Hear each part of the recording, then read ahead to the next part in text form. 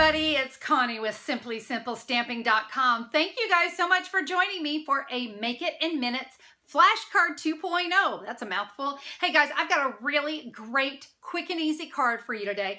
This card uses the Dragonfly Dreams bundle and the hexagon embossing folder to create this great beehive. Isn't this awesome? We've got some stamping here on the inside. It's made in a matter of minutes, so let's get started.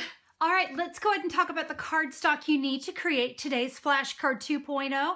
This one couldn't be any simpler. We're actually only going to be using 2 pieces of cardstock. I have a card base in Whisper White. I chose to use the thick Whisper White on mine today.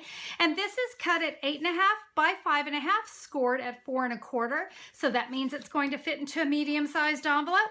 My Flashcard 2.0 piece today is in crushed curry. That is cut 2 1/8 inch by 5.5 inches. Now, before we get started, we do need to trim this piece of cardstock down. We're going to cut it down to just a little bit less than 4 1/4 inches. So I have gone ahead and cut that down. We do want to hold on to the second piece. We're going to be using that one. My stamp set today is actually part of a bundle, and we are going to need the bundle for this one. We're going to use a stamp set called Dragonfly Dreams. Really great sentiments in here. We got a couple different stamps we're going to be using. And then, as I said, we do want to get the bundle on this one, because you're going to save 10%, and we love that.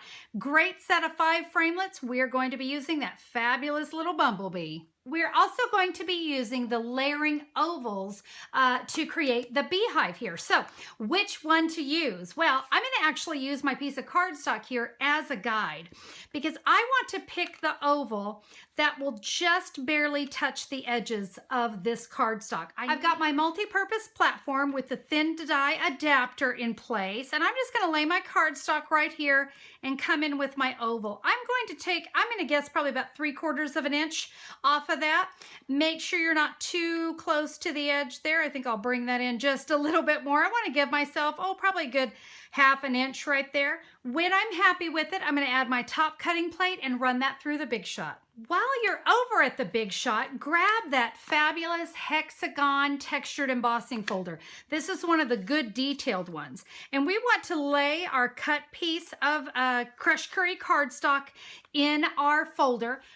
All right, there we go. So I have got my beehive cut out. I've got my hexagon beehive texture going on there. We need one more thing cut from the Big Shot, and we're actually going to use this piece. And then let's go ahead and bring in this little scrap that we used. And this is where that bee is going to come in handy. We're going to run that bee through the Big Shot twice on each of these. So let's go ahead and get those cut. I'm going to bring in some scratch paper because we're going to do a little coloring here. I'm going to come in with the basic black marker. And basically, we need to color over this yellow part of the bee. I'm going to leave the wings alone because I do want those to remain in that crushed curry. And now, as I move that out of the way, you can kind of see we're going to repeat that here with the white bee. I'm now going to come in with the gold wink of Stella, and I'm going to go over those bee wings. It's going to give it great shine, kind of deepen the color. I'm going to repeat that right here. So using the Dragonfly Dreams stamp set in a crushed curry ink pad, I'm going to take those wonderful dots. I'm going to ink that up, but I don't want it quite so strong. So I'm going to bring my scrap paper back in, and I'm going to stamp off once. And I'm going to stamp the dots. This is what we call second generation stamping. So it's going to give me a little bit lighter look, and I want to stamp that right there. I'm actually going to repeat this. So let me stamp off once. And I'm going to do that same thing here on the inside of the card. One more time, I will stamp off, and let me bring this right here.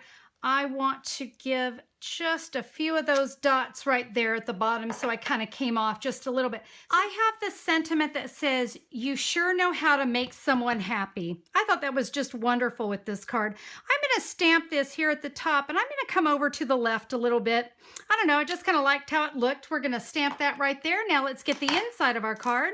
And I have got thanks for the smile and everything else. And we're just simply going to stamp that just right over those dots.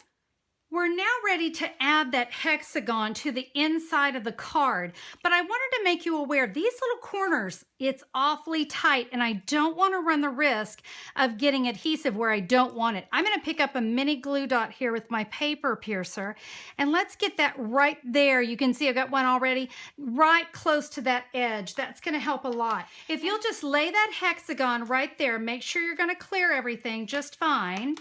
Once you have it set there, look at this. I now kind of have a visual of right where that cardstock's going to go. And so I can add my fast fuse without fear of it going everywhere. So I'm now going to close my card, line that up.